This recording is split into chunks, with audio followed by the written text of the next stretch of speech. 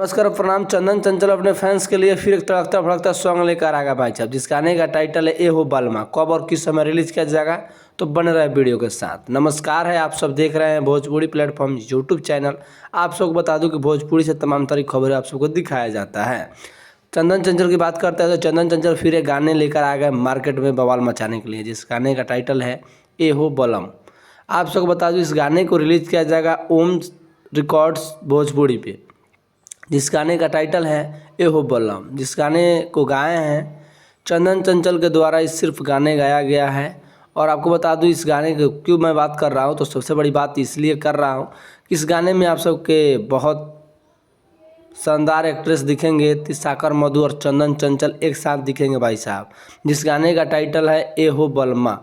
आप सबको बता दूं इस गाने को लिखे हैं छोटू रावत के द्वारा इस गाने को लिखा गया है। और म्यूजिक संगीत की बात की जाए तो अरुण बिहारी के द्वारा म्यूजिक संगीत है। तो है ना कभी गाना के बाद तो गाना होगा सुपरहिट का है कि गाना भी ज़बरदस्त है और मॉडल भी साथ में ज़बरदस्त है। आप सबके बीच में बहुत जल्द रिलीज़ किया जाएगा 5 तारीख को 6:30 पे इस गाने को ओम रिकॉर्ड भोजपुरी यूट्यूब चैनल पर। जिस गाने में दिखेंगे तिसाकर मधु और आप सबके ढोड़ी स्टार चंदन चंचल के नाम से भी जानते हैं आप लोग, बहुत लोग उनको जानते हैं।